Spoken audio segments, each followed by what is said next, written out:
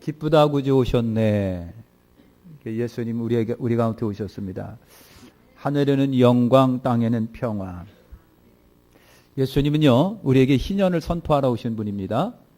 그리고 그 희년 선포를 실천하신 분이에요. 여러분 아시는 것처럼 포로된 자에게 자유를, 눈먼 자에게 다시 보게 함을, 눌린 자를 자유롭게 하고, 그 다음에 주의 은혜의 해를 선포하신 분, 예수님이세요. 아기 예수님으로 오셨어요. 오늘 우리가 읽은 여러분 말씀해 보면 요셉은 죄송하지만 명목상 아버지입니다. 죄송하지만 이름만 아버지예요. 피 한 방울 안 섞였습니다. DNA가 아버지 DNA가 전혀 안 섞인 예수님이에요. 여러분 마리아는 요셉과 약혼하고 동거하기 전에 성령으로 잉태되었다라 그랬어요. 성령으로 예수님이 잉태되셨습니다. 그래서 예수님을 낳으셨어요. 세상의 상식으로는요, 이해할 수 없는 가운데 예수님이 태어나신 거예요. 이해할 수 없는 가운데. 예수님에게는요, 하나님의 DNA가 흐르고 있습니다. 하나님의 DNA. 하나님은 무엇이든지 하실 수 있는 분이에요. 그죠? 하나님은 내가 못한다고 하나님도 못하는 것은 아니에요. 그렇기 때문에 전능하신 창조주, 유일하신 신 하나님이신 거예요. 하나님이 그러신 거예요. 인간의 입장에서 하나님의 능력을 우리가 제한할 수가 없습니다. 또 하나님의 섭리와 계획을 내가 막을 수는 없습니다. 그렇잖아요? 여러분 상식 밖이라고 하나님이 하시는 일을 상식 밖이라고 하면 안 돼요. 여러분 이해할 수 없기 때문에 이해할 수 없는 분이라고 우리가 말해서도 안 되죠. 하나님이 하시는 일이란 오묘하고 굉장히 대단하시는 거예요. 그래서 성령으로 예수님이 잉태되셨다. 요셉은요 굉장히 깊은 생각을 갖고 있는 분이에요. 요셉이 그렇습니다. 명목상 아버지인데 굉장히 깊은 생각을 갖고 있어요. 요셉은 세 가지 특징의 아주 훌륭한 성품을 갖고 있습니다. 하나가 뭐냐면요, 의로운 사람이라고 오늘 성경에 기록이 되어 있습니다. 의로운 사람. 여러분 생각이 깊었어요. 동거하기 전에 마리아가 임신을 했어요. 기가 막히죠? 임신을 했어요. 여러분 당시 문화적 상황 하에서 보면요, 이런 결혼도 하기 전에 여자가 임신하고 있으면 이 여자는 어떻게 될까요? 가차없이 돌에 맞아 죽습니다. 요셉이 어떻게 하느냐에 따라서 마리아의 운명이 지금 달려 있습니다. 자기가 잘못하게 되면 이 마리아 돌에 맞아 죽습니다. 그래서 여러분 마리아에 대한 깊은 배려로 가만히 끊고자 했더라 그랬습니다. 여러분 자기를 정당화할 수 있어요. 그죠? 자기를 정당화할 수 있어요. 그지요? 나는 깨끗한데 죄가 어디서 그랬어? 자기를 정당하기 위해서, 나의 의로움을 내세우기 위해서 요셉이 마리아를 깎아내릴 수 있습니다. 나쁜 년이요.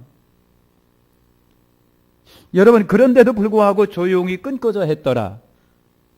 여러분 마리아가 당할 고통을 요셉은 알고 있습니다. 그 당할 고통을 생각 깊은 요셉이 사전에 차단하는 겁니다. 사전에 차단을 합니다.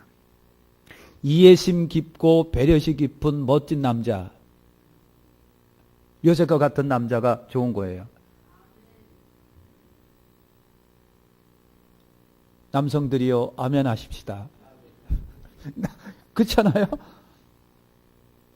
남자도 그렇고 여자도 그렇고요. 나를 정당하게, 나는 깨끗한 걸 내세우기 위해서 다 입이 가벼워가지고요. 다 한잔하면서 내가 기가 막힌 놈이다. 기가 막힌.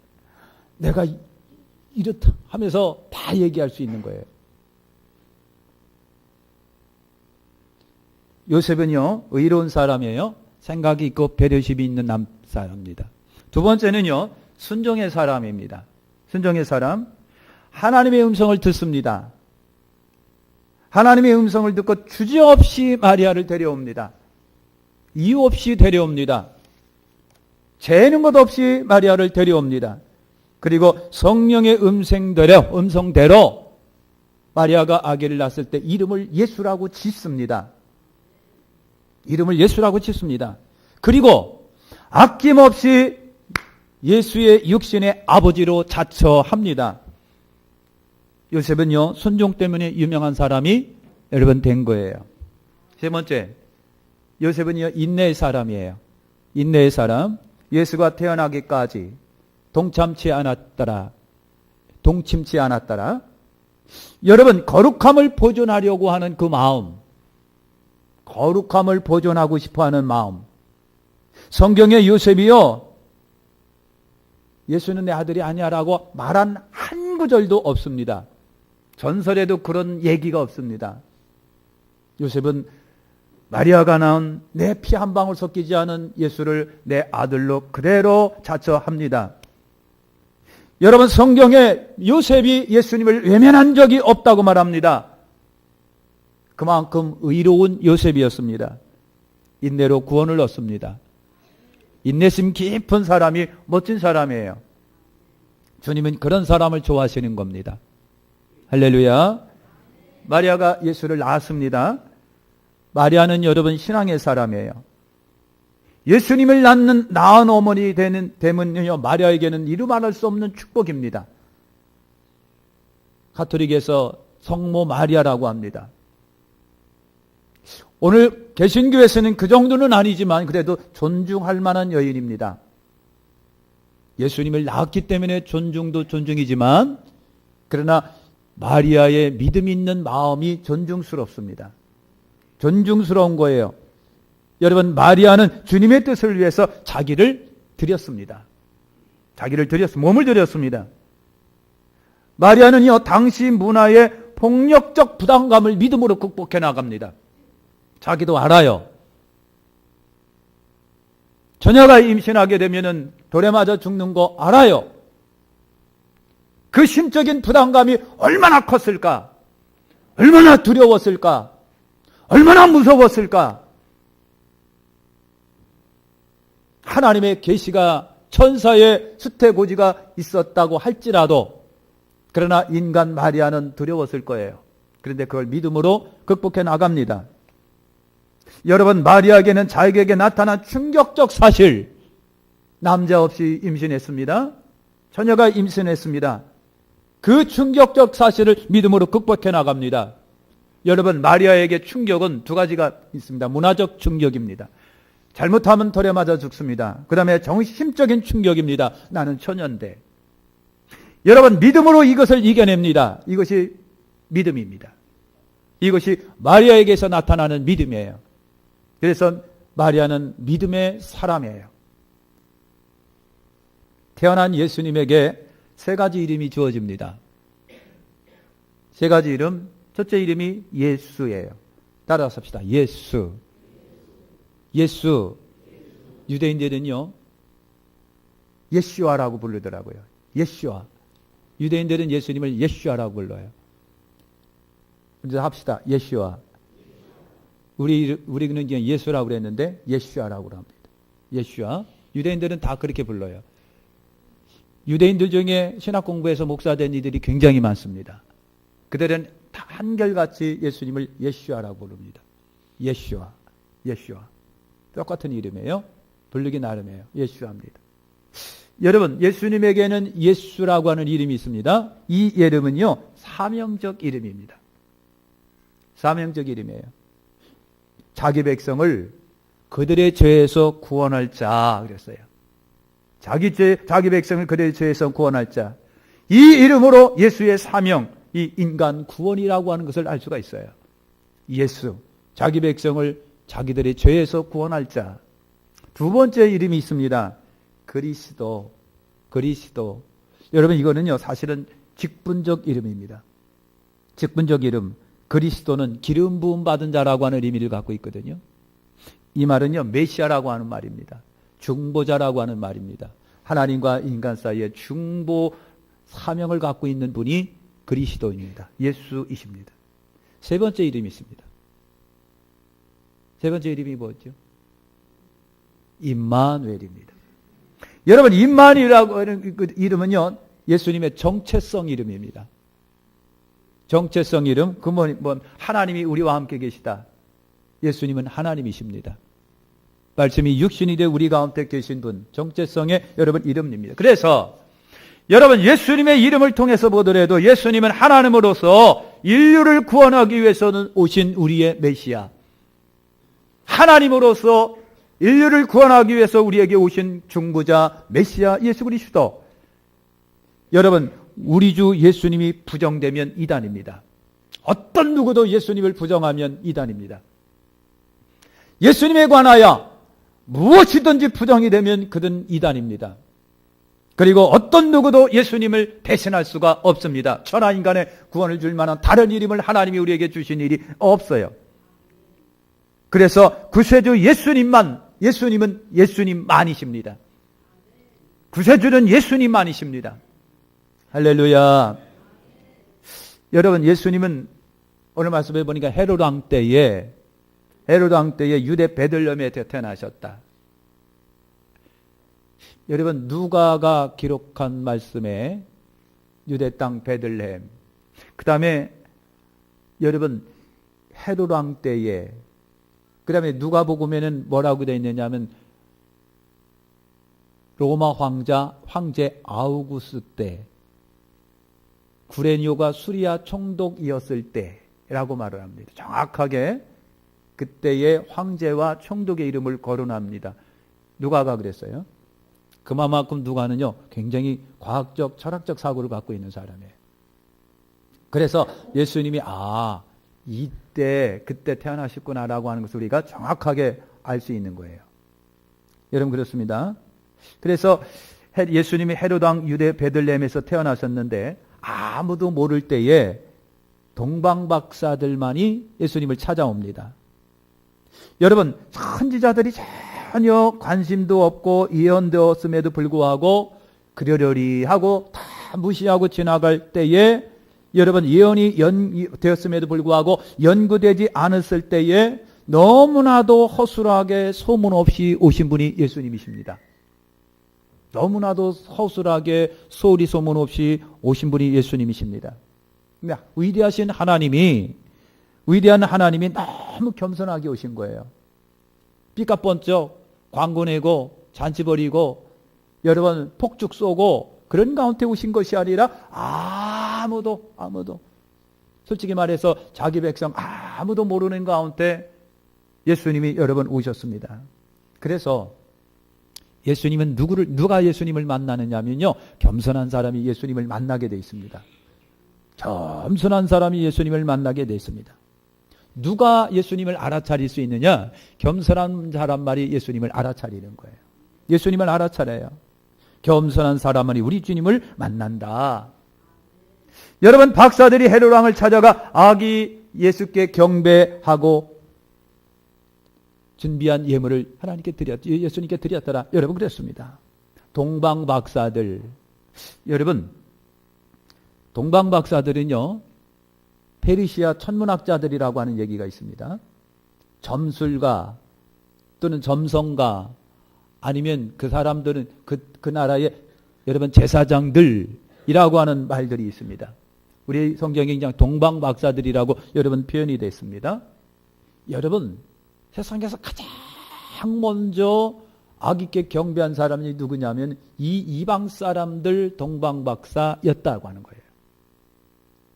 여러분, 동방박사들, 누가 이와 같은 주님의 은혜를 입을까? 누가 하나님의 은혜를 입을까? 동방박사들을 생각해 보니까요, 자기 분야에 열심히 있는 사람이 동방박사들입니다. 자기 분야에서 별을 연구하고 그렇게 하다 보니까 그 나타난 별에 관해서 굉장히 관심이 여러분 있었습니다. 그리고 수고하는 사람이 주님의 은혜를 입습니다. 주님을 위해서 수고하고 교회를 위해서 수고하는 사람이 은혜를 입어요. 이 사람들이요, 먼 거리를 단순히 별 하나 바라보고 쫓아옵니다. 그들에게 헌신적이고 희생적인 그의 그 자기 분야에 대한 노력이 이와 같은 은혜를 여러분 있게 합니다. 그리고 그들의 겸손입니다. 겸손. 예수님께 찾아와 경배합니다. 단순히 별을 보고 그리고 아기를 보고 우리가 경배할 뿐이라고 겸손하게 머리를 숙입니다. 그리고 그들은요, 아기 예수를 왕으로 인정해 드립니다. 보통 사람이 할 수 없는 이와 같은 것을 이 박사들이 하고 있습니다. 그리고 여러분 순종했습니다. 꿈의 지시를 받고 전사들의 지시를 받고 다른 곳으로 갑니다. 이방 사람들이 그랬습니다. 이런 사람에게 주님은, 하나님은요, 예수 그리스도에 대한 첫 번째 찾아와 인사 나누는 축복을 이들에게 허락하십니다. 하나님은 다 그렇습니다. 무엇이든지 열심히입니다. 수고합니다. 겸손합니다. 여러분 순종합니다. 이 사람들에게 하나님의 은혜를 입혀주시는 법이에요. 여러분이 속해 있는 분야 속에 직장이든 사업장이든 어디에든지 간에 여러분 열심히 하십시오. 그리고 수고를 아끼지 아니하십시오. 삶을 겸손하게 받아들이시고 그리고 삶 속에 순종하시고 겸손하십시오. 하나님은 그런 사람들에게 하나님의 은혜를 입혀주는 법입니다. 할렐루야. 그래 동방 박사들이 세 가지를 예물을 갖고 왔어요. 세 가지. 황금과 유향과 모략을 여러분 갖고 왔습니다. 그래서 아기께 드립니다. 여러분 아시는 것처럼 황금은 왕을 의미합니다. 어쩌면 이 사람들이 이렇게 세 가지 예물을 의미 있게 갖고 왔을까?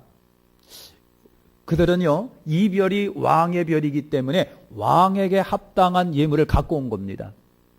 이것이 주님 앞에 너무나도 어울리는 예물이 됐습니다. 황금을 갖고 왔습니다. 황금은 왕을 의미합니다. 예수님은 만왕의 왕, 만주의 주가 되십니다. 여러분, 예수님은 우리 인생의 모든 인생들의 왕이시죠. 유향은 뭘 말합니까? 신의 아들, 하나님의 아들을 의미합니다. 하나님의 아들, 신의 아들. 그래서 예수님은 태초에 말씀이 계시니라, 이 말씀이 하나님과 함께 계셨으니 이 말씀은 곧 하나님이시니라. 여러분 그랬어요. 그 다음에 모략은요, 모략은 속죄자를 의미합니다. 죽은 사람 시체에 뿌리는 거, 속죄자. 여러분, 인류의 죄를 속하려 오셔서 십자가로 대신하신 예수 그리스도, 온 인류를 위하여 자기 몸을 십자가에 물과 피를 다 쏟으신 예수 그리스도, 동방박사들이 예수님의 십자가의 희생을 예견했던 것 같습니다. 그래서 세 가지 예물을 여러분 드렸습니다. 박사들은 별의 인도를 받아 아기를 만나고 경배하고 예물을 아낌없이 아기 예수께 드립니다. 동방박사들. 어떻게 여러분 헤롯 왕과 예루살렘이 소동한지라 그랬습니다. 이건 유대민족을 대표하는 사람들이에요. 동방박사들은 미안하지만 이방민족을 대표하는 사람들이에요. 어떻게 여러분 같은 민족 헤롯왕 종교 지도자들은 모르게 이방민족의 동방박사들이 먼저 예수님을 찾아왔을까? 사랑하는 성도 여러분, 이방민족을 대표하는 동방박사들, 가장 먼저 주님을 찾아온 사람들, 여러분 예언의 성취입니다. 동방박사들이 올 거라고 하는 예언의 성취. 여러분 이사야 22장 2절과 3절, 미가서 4장 1절과 2절에 그랬습니다. 말일에 여호와의 전에 산이 모든 산꼭대기에 굳게 설 것이고 모든 작은 산 위에 뛰어나리니 만방이 그리로 모여들 것이라. 많은 백성이 가며 이르기를 오라, 우리가 여호와의 산에 오르며 야곱의 하나님의 전에 이르자. 그가 그 도로 우리에게 가르치실 것이라. 우리가 그 길로 행하리라 하리니 이런 율법이 시온에서부터 나올 것이요 여호와의 말씀이 예루살렘에서부터 나올 것이니라 그랬습니다. 예언의 성취입니다. 사랑하는 성도 여러분, 복음이 이방 세계로 확장될 것을 이 동방박사들을 통해서 미리 우리에게 여러분 보여주는 겁니다. 아까 말한 것처럼 유대인들을 대표하는 것은 헤롯 왕과 그리고 예루살렘입니다. 그들은 시기합니다. 그들은 질투합니다. 급기야 십자가에, 예수 그리스도를 십자가에 못 박습니다. 바울이 말씀하는 대로 충만한 이방의 수가 돌아올 때까지 여러분 유대인들은 예수님을 대적할 것이라고 말을 합니다. 예수님께서 말씀이 육신이되어 자기 백성 가운데 오셨으나 자기 백성이 영접하지 아니합니다. 대적을 합니다. 어떻게 보면 그것이 오늘 우리들에게 이방 세계의 복음이 증거된 결정적 계기가 될 수도 있습니다. 그건 축복입니다. 오늘 우리들에게는. 박사들의 소식을 들은 헤롯 왕과 예루살렘이 소동한지라 그랬어요. 그래서 헤롯 왕은 더 질투로 마음이 막 질투가 불같이 타오릅니다. 아니, 내가 버젓이 왕이 내가 살아있는데, 그리고 나는 아기가 없는데, 아니, 왕이 태어났다는 박사들이 얘기를 들으니까 질투가 푹 일어납니다.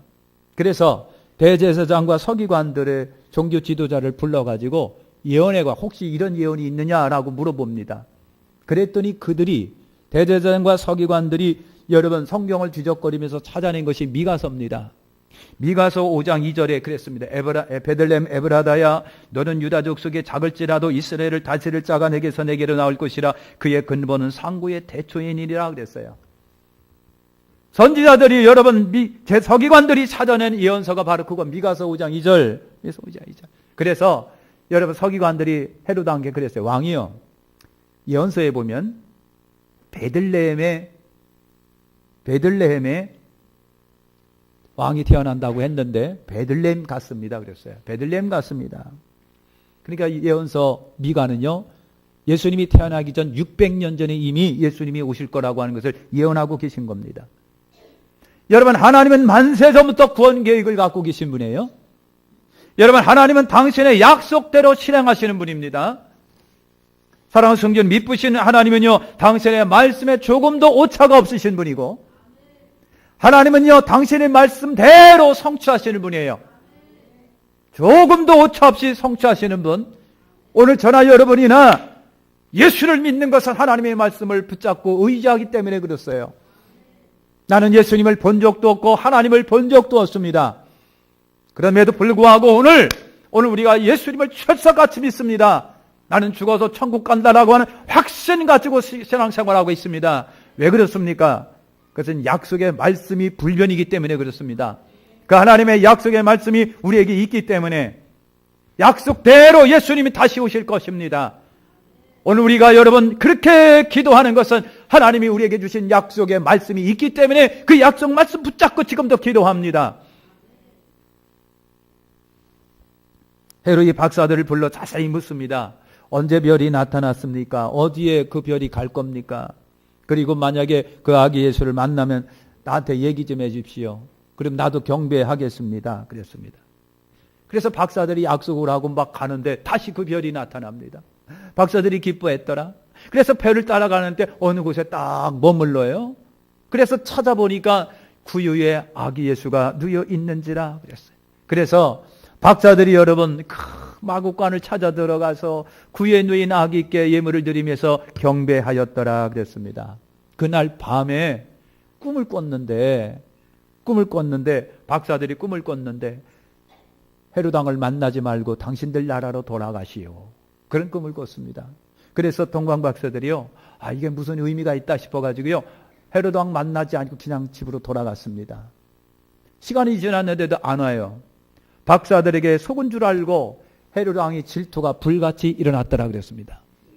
헤롯 왕이 질투가 불같이 일어나요. 그래서 여러분, 헤롯 왕이 질투로 유아 살해 명령을 내립니다. 그 심한, 나한테 얘기도 안 하고 말이야. 그래가지고 여러분, 헤롯 왕이 베들레헴과 그 지경에 2살 아래 남자아이들은 모두 죽여라. 왕의 명령을 여러분 내립니다. 그래서 헤롯 왕 때문에 유학살이 이루어지는 겁니다. 얼마나 아이들이 죽었는지 몰라요? 이것도 예언된 겁니다. 여러분, 예레미야 31장 15절에 나 여호와가 이같이 말하노라. 라마에서 슬퍼하며 통곡하는 소리가 들리니 라헬이 그 자식을 위하여 애국하는 것이라. 그가 자식이 없으므로 위로받기를 거절하는도다 그랬어요. 이것이 예언의 성취라고 하는 것입니다. 영성치. 여러분, 사탄은요, 집요하게 예수를 처음부터 살해하려고 계획을 갖고 있었습니다. 그래서 사탄의 살해 계획이 뭔지 아시죠? 어린 예수님을 죽이려고 합니다. 근데 하나님이 이집트 애굽으로 피신하게 합니다. 그 실패하고 말아버립니다. 그래서 예수님이 다시 이제 사명을 위해서 등장할 때 마귀가 나타나서 예수님을 3번 시험합니다. 그때도 예수님이 이기십니다. 마귀가 실패를 합니다. 그리고 또 마귀가 달려들어서 종교 지도자와 백성을 통해서 예수님을 등상 모략을 해서 십자가의 못을 박습니다. 그래서 성공한 것으로 착각했습니다. 그런데 하나님이 죽음 가운데 예수님을 부활케 하심으로 인하여 마귀는 결정적인 실패를 여러분 봅니다. 그리고 이제는 그 마귀가 교회를 향하여 핍박의 칼을 들었습니다. 수많은 교회들을 핍박을 했습니다.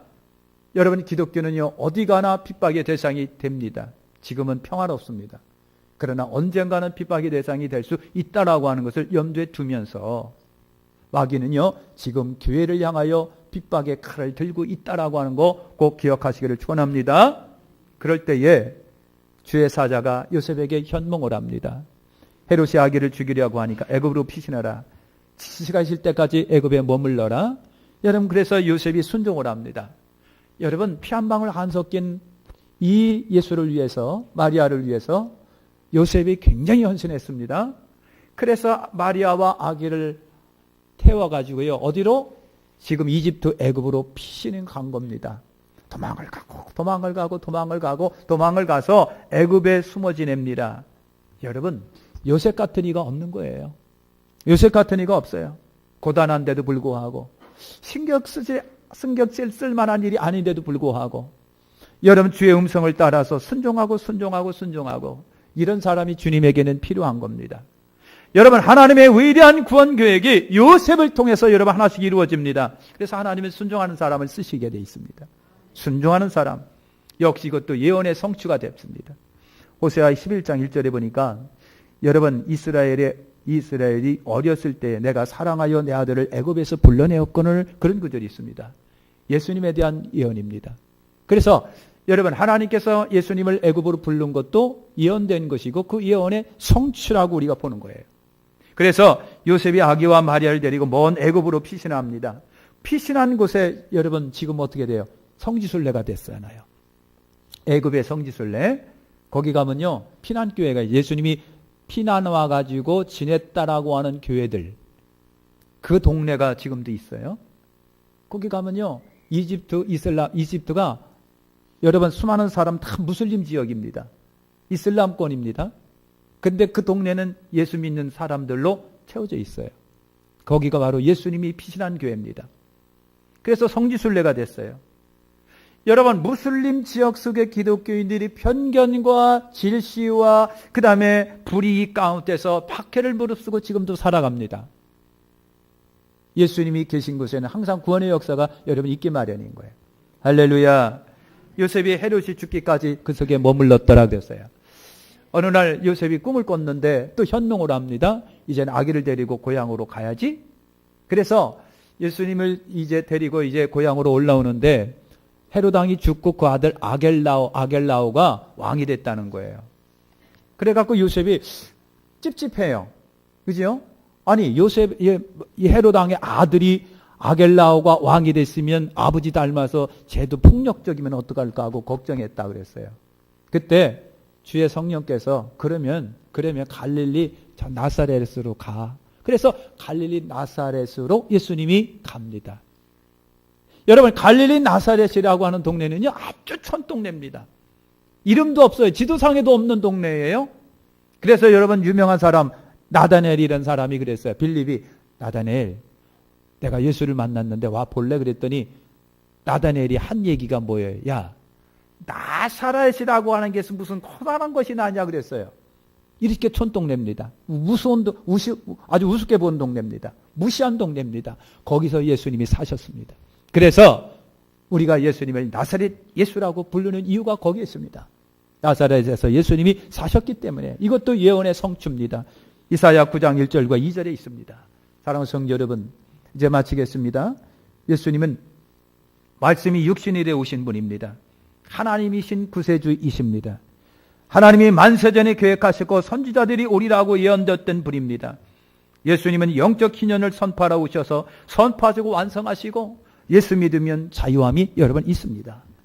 우리 주 예수 그리스도 이 땅에 오신 진심으로 우리가 환영하고 축하하고 경화기를 예수 그리스도 성탄절 감사와 기쁨으로 맞이하고 잊지 마시고 기억하시고 축하하시고 진심으로 우리 주 예수 그리스도 나의 주 하나님, 그 예수님, 내가 믿음으로 구원에 이르고 나를 천국으로 인도하실 메시아 구세주 그리스도 예수 그리스도 경배하시고 잊지 마시기를 예수님의 이름으로 축원합니다. 기도하겠습니다. 하나님 아버지 감사합니다.